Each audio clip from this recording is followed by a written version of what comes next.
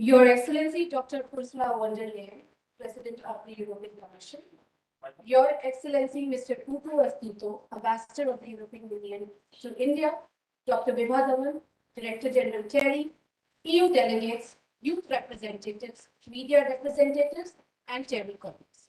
A very good morning to all of you. We are happy to welcome you here in TERI Gram at the resource-efficient TERI retreat for environment awareness and training, in short, retreat. We thank you for taking out the time to be with us, and we thank the EU delegation for this opportunity to facilitate this important interaction. Women leadership and youth leadership are two important pillars driving sustainable development and climate action. To that end, this interactive session aims to facilitate a dialogue between an eminent woman leader, Her Excellency Dr. Ursula von der Leyen, and the leaders of tomorrow. First, I have the honor to invite Dr. Vibha Dhawan, Director General TERI, to deliver some welcome remarks. Dr. Dhawan herself symbolizes women leadership in STEM and science and technology. Dr. Dhawan, the floor is yours. Thank you. Thank you so much for your kind words. Your Excellency, Dr. Ursula von der Leyen, President of the European Commission, Your Excellency, Mr. Ugo Astuto, Ambassador of the European Union to India and Bhutan, the entire European Union delegation, the youth participants, media representatives, and my TERI colleagues. It's a great day for us. We are so excited and we are so grateful to European Commission to have considered TERI for this visit. So thank you, ma'am. Thank you so much for being with us. This campus, as I explained you while walking to this place, this in a way shows sustainability itself. It's a green campus. We developed it. We started here way back in 84, 85. And believe me, there was not even a single tree, you can say so.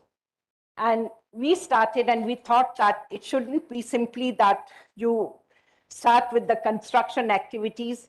Rather, it was how do we preserve the contours which are available over here. And I still remember our discussions with the architect.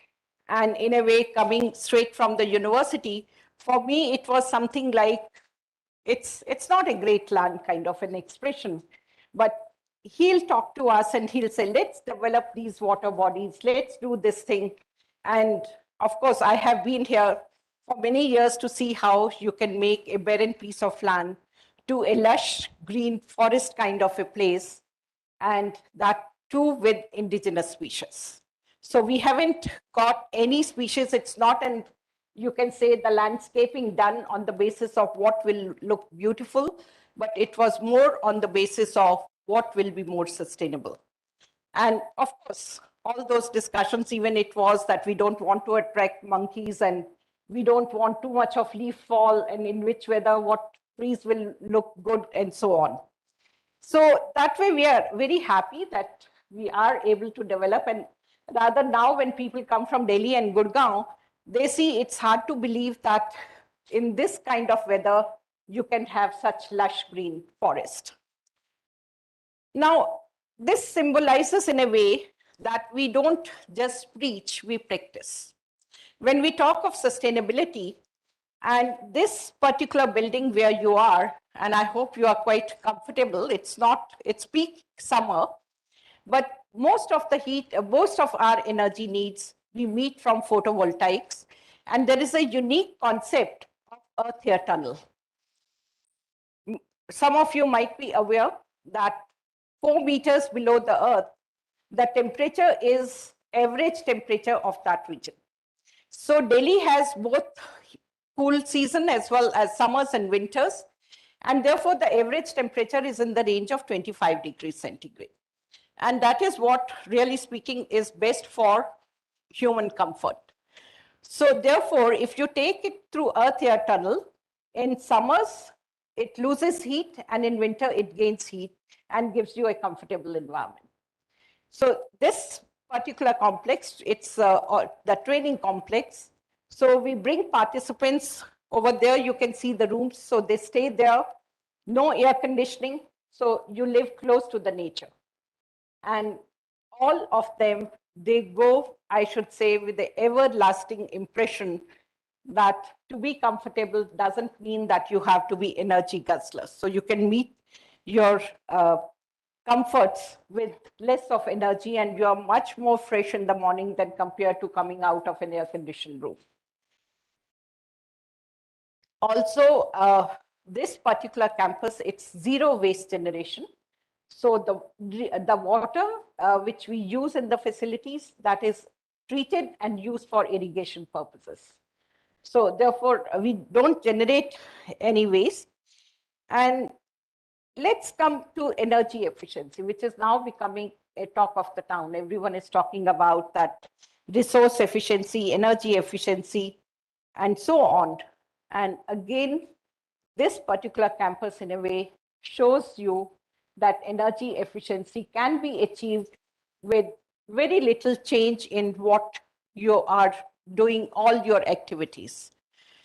And we are very grateful to European Commission. And while coming here, as I mentioned to you and rather showed her one of my first projects, which was perhaps in 1988. And many of you perhaps were not even born at that stage, but those trees are there.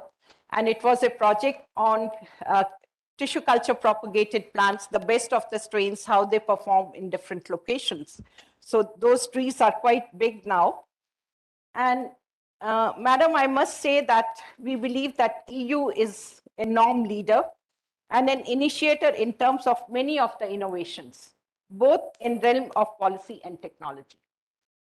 TERI, we are very grateful to you. Rather, I'll say what we are is also because of your support of European Commission, their belief, trust in TERI, and we enjoyed your support for many years. And I can also say that we delivered. So the support or the finances which you got from European Union, they were well utilized, and we could develop many technologies and techniques. I'll also like to mention that, again, TERI is unique because on one end, we work with the grassroots level workers. We have projects where we work with the rural communities in Uttarakhand. We work with the policy making.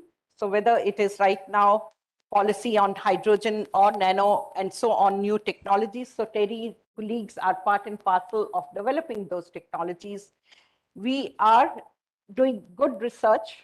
I will show you one facility, which is TERI Dicken Nano Biotechnology Center. So it's getting into cutting edge research. We do have pilot scale production facilities for mycorrhizal production, which is, you can say, going towards organic cultivation. And sustainable agriculture, that remains an important component. We again work, as I said, with communities and in the field of climate change, adaptation and mitigation, resource efficiency in sustainable agriculture as well as in other fields, waste management, because whether we are talking of green energy or otherwise the electronic waste, the municipal solid waste. So all those wastes, they are also to be treated if we believe in circular economy. So TERI is working in all these areas. And if you talk of sustainability, perhaps it would be difficult to say what is it TERI is not working on, because everything is so interrelated. And one of the uniqueness of TERI is that we have experts in different fields under the same roof. We also have regional centers, so that apart from Delhi, we also work on problems which are specific to particular regions of the country.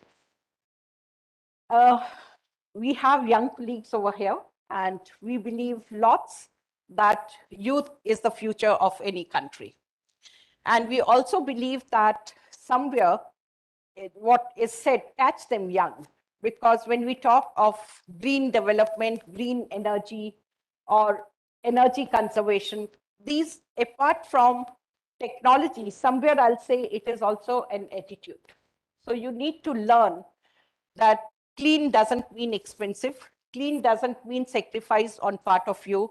It is that you can be green, you can be clean, and you can enjoy your life in the most sustainable way. So it's a mindset.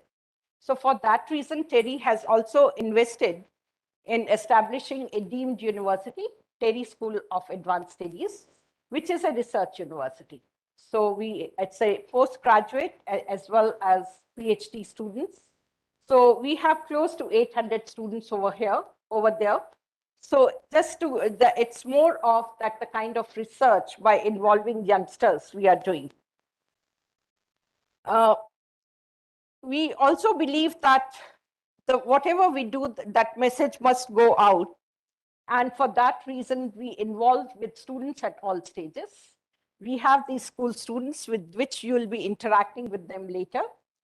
We also do an annual summit, World Sustainable Development Summit.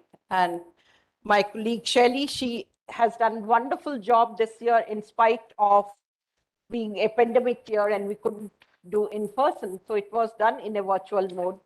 And we have done this long journey of 21 years continuously. It's an annual event which is attended by almost 5,000 people each year. So, and we get Nobel laureates, and we do Nobel laureates and policy makers, and I extend welcome to you to come to that summit physically. It will be an honor for us, ma'am. Now, as Shelley mentioned, that women leadership is crucial for inclusive and environmentally sensitive decision making in political, economic, and public life. Engaging with young people on matters concerning security, climate change, and public policy is important to promote young leadership along the global citizens for our common future. We are extremely honored and delighted that this intergenerational dialogue is taking place involving a prominent woman leader and our future generation. And we have many young students over here who are working in the field of sustainability. They are eager to ask you questions, but most importantly, listen to Her Excellency for her insights and comments. So before we move on the discussion and the tour, we would like to share a TERI publication on Gandhi and the environment to show our appreciation for your visit. So this is the book, Mahatma Gandhi and the Environment. Thank you very much. Thank you. Thank you. Thank you. Thank you. Thank you. Thank you so much, Dr. Dhawan. I now have the pleasure to invite Her Excellency Dr. Ursula von der Leyen to deliver a few words of inspiration before we start the youth interaction. But firstly, Dr. von der Leyen has shattered many glass ceilings, to name a few, as the first woman defense minister of Germany, and then as the first woman president of the European Commission. Your Excellency, the floor is yours. Thank you very much. Thank you. Thank you very much for having me here. Dr. Dhawan, thank you very much for inviting me to TERI. Indeed, there's a long-standing cooperation between the European Union and TERI to the benefit of the two of us. That's true. And many, many projects we've done together, many successes in research and development we've had together. So it's wonderful for me to be here and to see for the very first time what TERI is in real life. We share the same concern, and that is the concern for our climate, our planet, nature around us, the environment we're living in. And if I look at you, the young people, you're approximately the age of my children.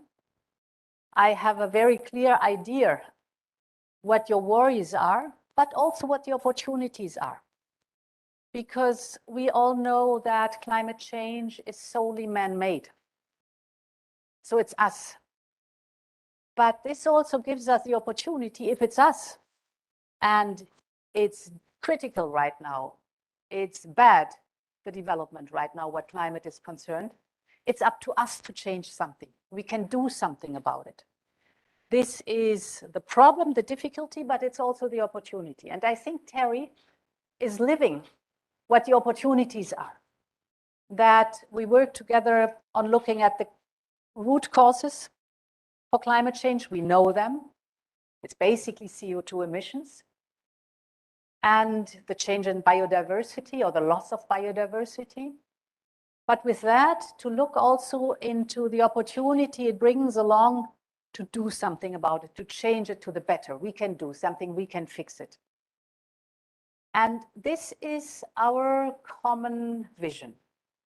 In the European Union, as you might know, we have, with my mandate, developed the European Green Deal, which says basically,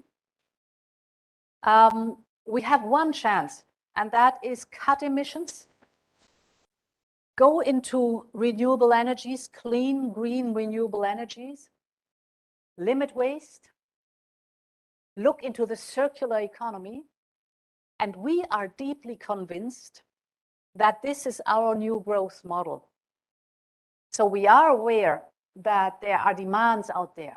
There are people who want to benefit, that energy consumption will increase, for example.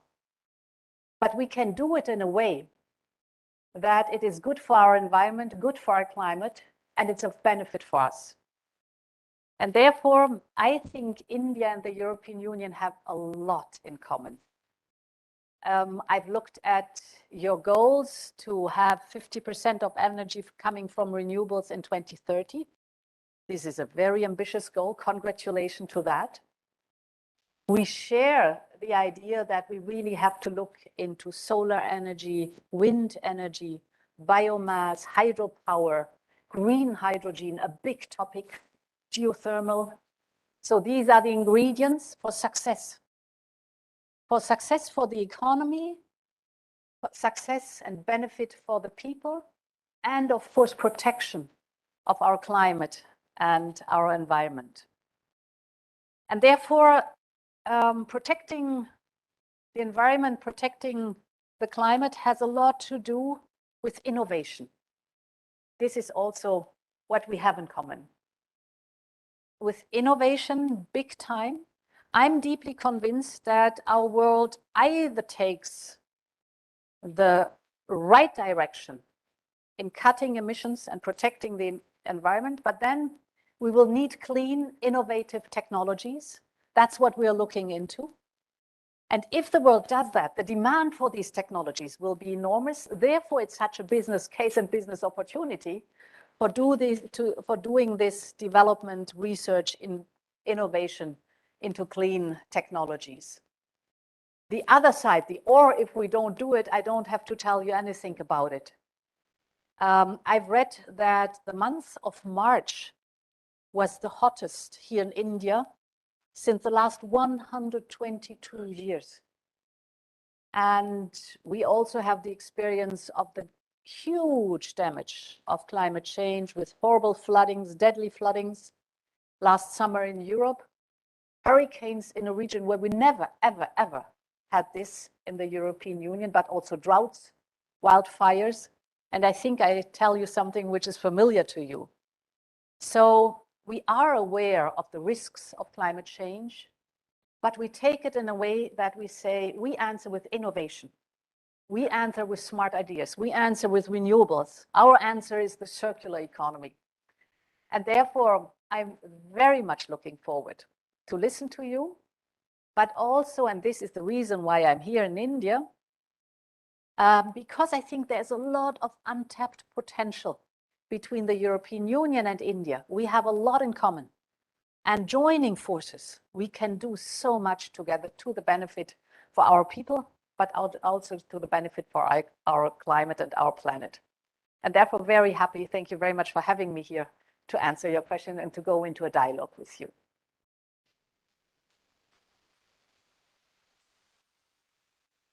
Thank you, Your Excellency. I now invite Dr. Leyen Kalun, who leads the youth activities at TERI, to moderate the interaction between President von der Leyen and the youth representatives. Lively, the floor is yours. Thank you, Shelley. Very good morning, Madam President. Just to set the base for the next moderation session, I would like to submit that what you have just mentioned, that here is an opportunity for us to dream big and do good for the environment. I think the answer is right in front of us. We have with us a group of students who are innovators, design thinkers, gender and social experts, artificial intelligence practitioners, and development practitioners. So it was very difficult for us to zero down on this group, but we looked into our experiments and projects with EU. We have been successfully doing a youth climate conclave. Then there were students from the Erasmus Foundation, and we have them all here with you, and they have their bunch of questions and interactions. So how we designed the questions was, we left it to them to raise the main issues, and then they decided what are their priorities and they're going to put forward to you. So with your permission, Madam President, Yes. we move to the first question.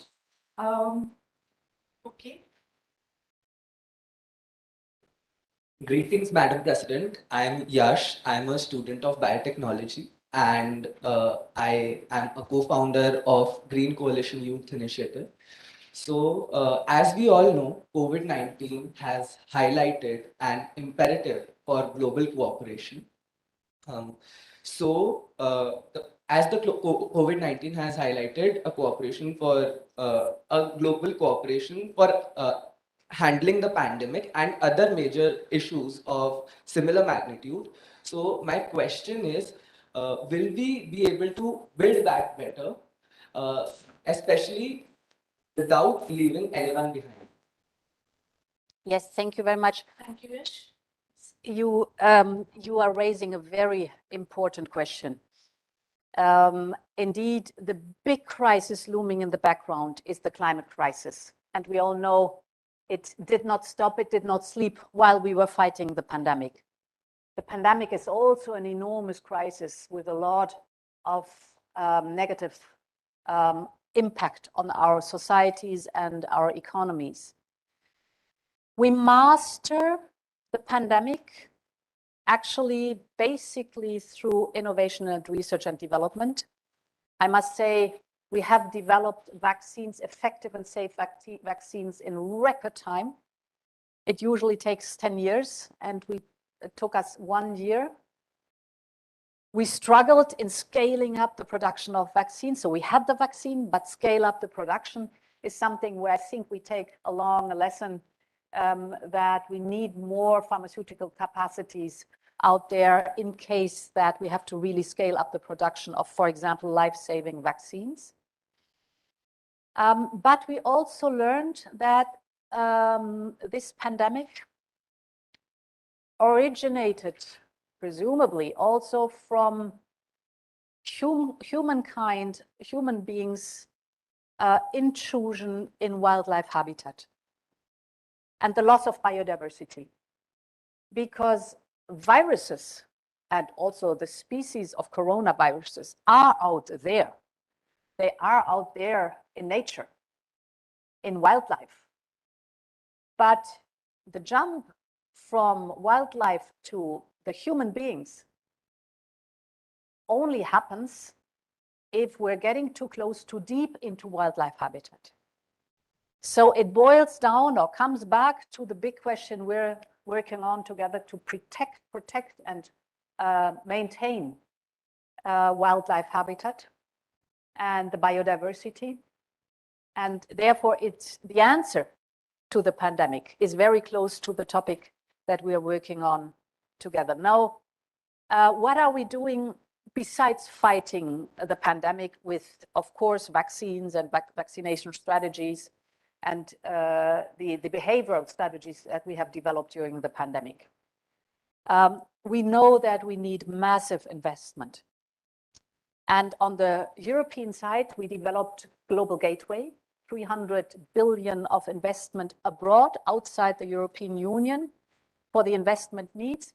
But we link the investment to priorities. And for us, the first priority for the investment is the Green Deal. So if you want to invest massively abroad, all over the world, in specific projects, they have not only to do no harm, but to pay off for the Green Deal. For example, in infrastructure for green hydrogen, or other renewable technologies. So by investing in infrastructure needs, increased energy, for example, that is necessary, we are very clear that it is of utmost importance that it pays off not only for example, digitalization or resilience, but also for the Green Deal in our investment. And therefore, you link in the cure with the investment, you link the fight against climate change with the fight against the pandemic, because we understand in the wider context that both also are linked. Thank you, ma'am. And as you speak about the Green Deal, here we have all of you for Youth for the Greener Future. So I think we have met the right point here, and the future will definitely bring you more closer to technologies, to ideas that will actually be the future of all of you. So over to the next question. Good morning, Madam President, esteemed guests. I speak for all the youth representatives here. That is a great honor to be in your presence today. My name is Manal Iqbal. I am a student of Masters in Climate Science and Policy from TERI School of Advanced Studies. Being students of climate science and policy, our studies and our research lies in the intersection of scientific as well as policy issues surrounding climate change. So my question for you, Madam President, is that do you think that the impacts of climate change need to be seen through a social lens? Thank you. Absolutely. Thank you for raising this question. There will not be a green transition if it is not a just transition. And this includes the social angle, the social lens, as you said, to see it through the social lens. Because we need to change for the better. The way we produce, the way we consume, the way we behave, we need to change for the better. We all know that.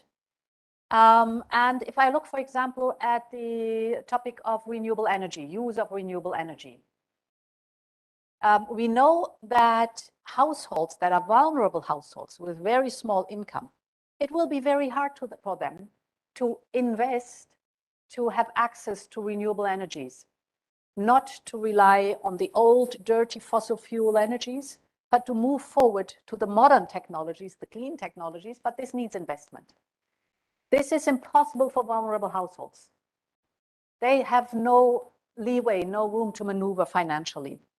So there you need to support financially.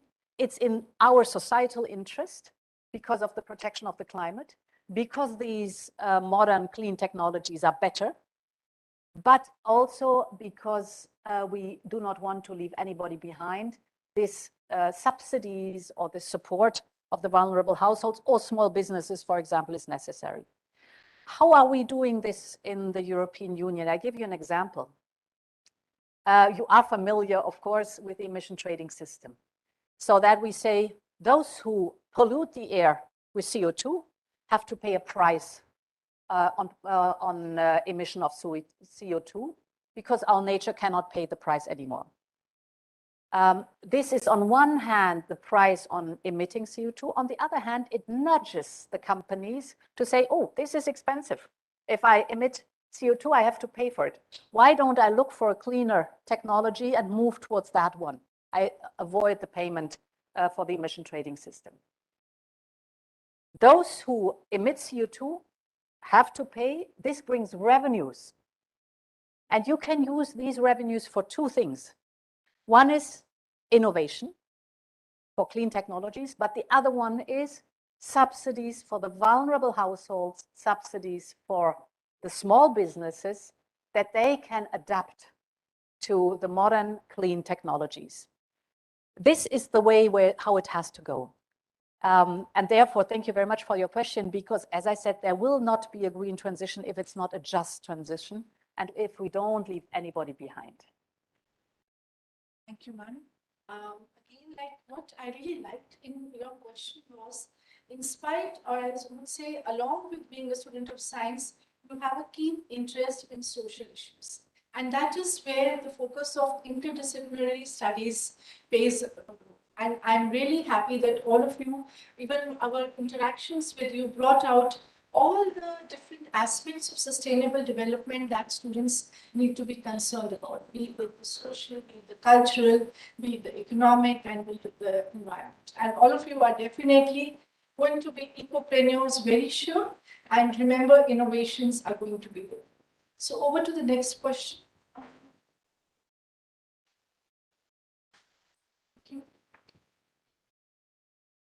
Warm greetings to everyone present and Her Excellency, Madam President. It's an honor to be in your presence, an inspiration like you, and it's delighted to have you here in our country. Welcome.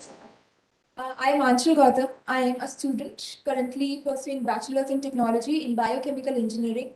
Like you mentioned, biomass, bioenergy, being in a country like India where agriculture is an integral part of our legacy, this field could really bring a lot of there could be a long path. It could bring a lot of light on climate change. So I am studying that only currently. Now, my question to you is that, yes, as individuals, we all work towards climate change in one way or another.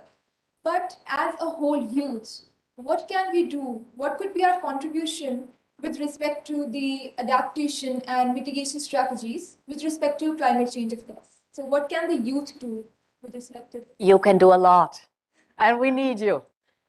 Absolutely, indeed, because you can do a lot. First of all, you raised your voice and you raise your voice.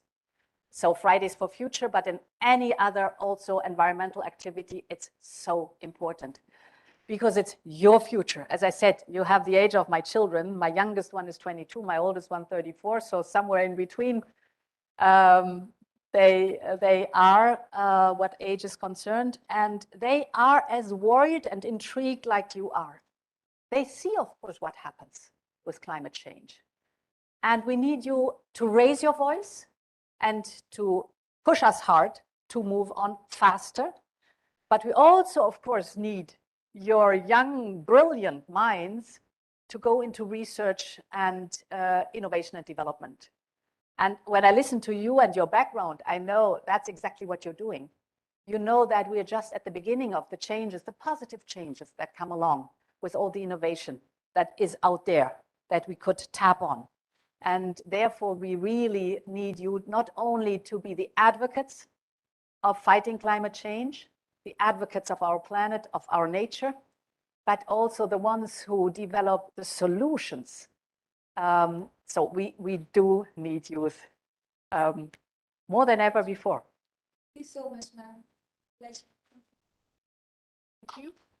Now, I think we have time for one more question, but I'm sure all of you will be wanting to ask more. So one last question, please, from the group who would like to ask. A very good morning to you, Madam President. So my name is Nivedita. I'm an interdisciplinary researcher at TERI, and my background is international studies, and I'm one of those people who believe that science is important, but so is the economic structures, political structures, and international order. So I know that EU policies are aimed at reducing the environmental and harmful effects of plastic and waste, and to improve EU's resource efficiency. So my question is that how do we ensure, and what actions are EU taking to ensure that the developing world is also part of the process and they are not left behind, and that they can also play a role in improving and raising the awareness to tackle this plastic menace? Yes, thank you very much for that question. It shows the broader context that whatever we do, we need a global coalition for it. We need to mobilize all the other forces apart from, let's say, India and the European Union. If I look at the European Union, as a developed country, we emit only, but this is in parentheses, 9% of the CO2 emissions. But we are completely aware that if we would lean back, the catastrophe that climate change brings along, if it's unleashed further, would hit us full scale. So we have understood that it is important that we lead with the European Green Deal that we show that change is possible in a positive way, but also that we create global alliances. And the next COP27 is important for us. For example, we have different forms of alliances that help us to really not only bring the mindset forward, but also solutions. With South Africa, for example, we have a initiative. We is the European Union with other countries together to support South Africa to phase out of coal and to go into the renewables. So you need the global support for developing countries, but they have an enormous amount of resources. There's an abundance, for example, here, what sun is concerned. You know it. And I mean, this is the primary source for solar energy. So to invest in that here and to think about the smart ways to not only use the energy here in India, but also to export it, that's the task that we have to tackle together to the benefit of India, but also, of course, our climate and others who need this energy. I come from a region where sun is not in abundance. So this is amazing to see what the potential here is. And you were speaking beforehand, you were speaking about the biomass topic. And you, Dear Excellency, also when on our way in here, you were speaking about the biomass topic.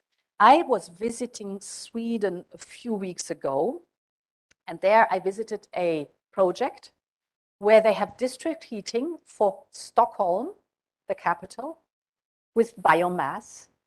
It's the undercut of their vast forest. It's just with the leftovers. They use it, they burn it, capture the CO2, make sure it is not emitted, but store it somewhere else in caverns under the surface. And with the biomass heating, they heat Stockholm in the district heating. And when they're done with their project, which is already up and running, Stockholm will be the first climate positive city in the world. So they extract more CO2 from the atmosphere than they use for producing with the biomass, the heating for the district, just as an example, because you were mentioning the biomass. So to learn from others and to develop technologies that connect others, for example, for us, the northern part of Africa has an enormous potential with wind and solar to be the sources to produce green hydrogen, to bring through pipelines that we used to have for gas, fossil fuel gas, but now in the future would like to use for green hydrogen, is a typical example to show that you need these global alliances.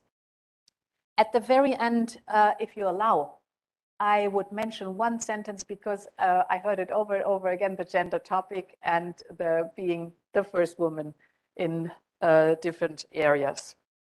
As I see many young women and men here in the room. Basically, the thoughts behind it is women are not better than men, they are different.